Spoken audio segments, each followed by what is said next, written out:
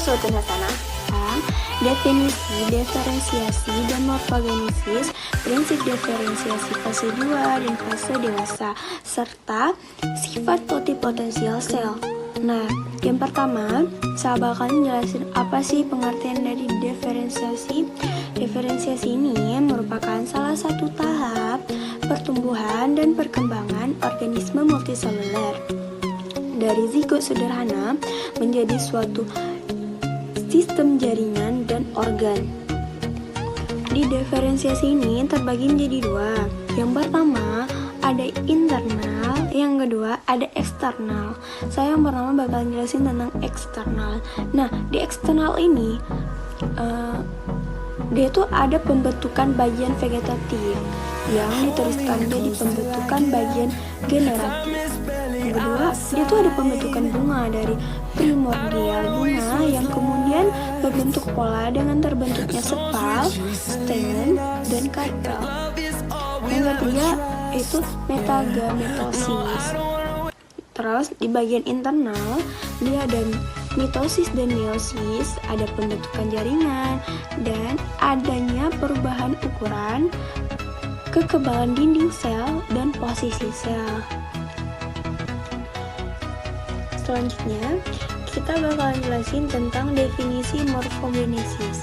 Morfogenesis ini merupakan salah satu proses pertumbuhan dan diferensial sel-sel individu menjadi jaringan, kemudian menjadi organ dan akhirnya menjadi organisme yang dapat kita kenal. Perkenalkan, nama saya Ruth Angelita Bulton. Saya akan membahas tentang morfogenesis. Morfogenesis dibagi menjadi dua. Yang pertama automorfos dan yang kedua heteromorfos. Dan kita akan menjelaskannya satu persatu, yaitu automorfos. Dan kita akan membahas tentang angiospermae. Angiospermae yaitu perkembangan gen, perkembangan organ generatif. Angiospermae yaitu selama pembentukan bunga yang dilengkapi dengan pembentukan polen, maka kemudian dapat terbentuk biji. Sedangkan tidak dilengkapi oleh pembentukan polen kemudian tidak berbiji. Dan yang kedua adalah heteromorfos.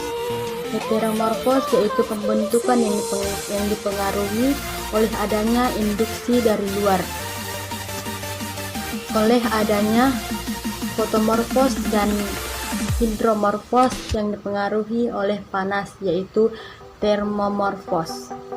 Kita akan membahas tentang fase juana dan fase dewasa. Kita akan membahas dengan fase juana. Fase juana yaitu atau bisa sering disebut fase muda. Fase ini dimulai sejak biji mulai berkecambah tumbuh menjadi bibit yang dicirikan oleh pembentukan daun-daun. Dan yang kedua adalah fase dewasa. Fase dewasa ditunjukkan oleh adanya transisi bertahap pada morfologi, laju tumbuh, dan kapasitas perkembangan. Selanjutnya kita akan membahas fase pertumbuhan dan fase perkembangan. Menurut Nick Hardin, fase pertumbuhan dan fase perkembangan dapat dibagi menjadi tiga fase. Yang pertama fase embrionis, yang kedua fase muda, yang ketiga fase menua. Dan kita akan membahasnya satu persatu. Yang pertama fase embrionis. Fase embrionis yaitu dimulai dari pembentukan zigot sampai terjadi embrio yang terjadi dalam bakal biji. Yang kedua kita akan membahas fase muda. Fase muda yaitu dimulai dari biji sudah berkecambah, tumbuh jadi bibit dan membentuk daun-daunan. Yang ketiga fase menua. Di dalam fase menua ada beberapa faktor luar yang dapat menghambat atau mempercepat terjadinya pertumbuhan. Yang pertama, kenaikan suhu, dan yang kedua, penghapusan bunga atau bunga. Assalamualaikum warahmatullahi wabarakatuh. Perkenalkan, nama saya Hariska Irmayani Nasution. Oke, saya akan melanjutkan presentasi yang sebelumnya telah dibaca oleh saudara kita. Faktor yang mempengaruhi pertumbuhan tanaman. Faktor yang mempengaruhi pertumbuhan tanaman ada dua macam, yaitu faktor internal dan faktor eksternal. Faktor internal yang mempengaruhi pertumbuhan tanaman adalah sebagai berikut. 1. Ketahanan terhadap iklim, tanah, dan biologis. 2. Laju fotosintesis. 3. Respirasi. 4. Pembagian hasil asimilasi dan nitrogen. 5. Klorofil, karoten, dan kandungan pigmen lainnya. 6. Tipe dan letak meristem. 7. Kapasitas untuk menyimpan cadangan makanan. 8. Aktivitas enzim. 9. Pengaruh langsung organ, misalnya hetersis dan epistatis. 10. Diferensiasi. Yang kedua, faktor eksternal. Faktor eksternal yang mempengaruhi pertumbuhan tanaman adalah sebagai berikut. 1. Faktor iklim meliputi cahaya, temperatur, air, panjang air, angin, dan gas.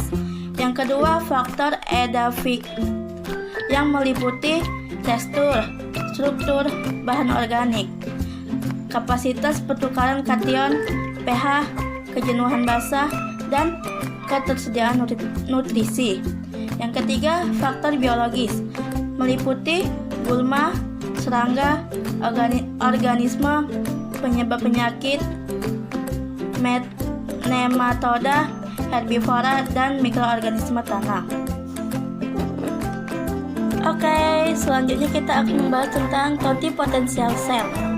Totipotensial sel atau total genetik potensia artinya setiap sel memiliki potensi genetik seperti sel zigot yang mampu memperbanyak diri dan berdiferensiasi menjadi tanaman lengkap. Dengan demikian, pengertian totipotensia adalah kemampuan setiap sel tumbuhan untuk membentuk individu baru yang sempurna. Dengan totipotensi, satu tanaman dapat diklon menjadi banyak tanaman yang identik. Kemampuan sel ini menyebabkan para ilmuwan tertarik untuk mengembangkan sel atau jaringan tersebut menjadi individu baru. Usaha untuk memperoleh individu baru dari satu sel atau jaringan disebut. Baik, perkenalkan, nama saya Syafur Ahmad ya. Saya akan membawakan sesi 10 sampai dengan sesi 13, yaitu tentang sifat totipotensial. Nah, yang pertama saya akan langsung bahas itu sifat totipotensi suatu sel. Berdasarkan sifat totipotensinya, satu bagian tanaman dapat diklon menjadi tanaman identik secara genetik. Nah, usaha kita untuk memperoleh individu baru dari suatu sel atau jaringan dikenal dengan kultur sel atau kultur jaringan. Prinsip kultur sel atau prinsip perkembangan secara vegetatif dengan stek. Pada stek, setiap potongan bagian tumbuhan akan tumbuh menjadi satu individu baru. Hanya saja pada metode kultur jaringan harus memperhatikan sterilitas alat dan bahan, ya. Jadi sterilitas alat dan bahan itu sangat diperlukan. Lanjut ke slide selanjutnya, yaitu sifat totipotensi. Nah, itu ada sifat totipotensial. Adanya sifat totipotensi ini pada jaringan tanaman digunakan untuk memperoleh anakan seragam dalam jumlah banyak dan cepat. Sel-sel tanaman dapat bersifat totipoten atau penuh, yaitu sel-sel tersebut dapat mempertahankan potensi zigot untuk membuat semua bagian organisme matang. Berdasarkan sifat totipotensi, satu bagian tanaman dapat diklon menjadi tanaman identik. Secara genetik, usaha memperoleh individu baru dari suatu sel atau jaringan yang dikenal sebagai kultur sel atau kultur jaringan. Nah, prinsip kultur sel atau kultur jaringan sama dengan prinsip atau kultur jaringan sama dengan prinsip stek. Setiap bagian dari tubuh tumbuhan akan tumbuh menjadi satu individu baru. Hanya saja pada metode kultur jaringan harus sangat memperhatikan sterilitas alat dan bahannya. Baik, ke slide selanjutnya, yaitu keunggulan totipotensi. Yaitu ada keunggulannya, itu ada 4 macam. Nah, adapun keunggulan totipotensi yang pertama, itu bebas menentukan bagian tumbuhan yang akan dikultur. Nah, jadi kita boleh ambil bagian mana saja, mau bagian batang atau bagian apapun, itu bebas, tidak seperti yang lainnya. Nah, yang kedua itu ada waktu yang dibutuhkan relatif singkat. Nah, waktu kita untuk memproses itu tidak perlu banyak waktu. Dan yang ketiga, tidak membutuhkan ruangan yang luas. Dan yang terakhir, cepat menghasilkan sejumlah tanaman baru dari satu jenis tanaman. Nah, jadi keunggulannya ini menjadi kelebihan. Kenapa totipotensi ini banyak dipilih. Nah, mungkin cukup sekian presentasi saya. Saya akhiri, wassalamualaikum warahmatullahi wabarakatuh.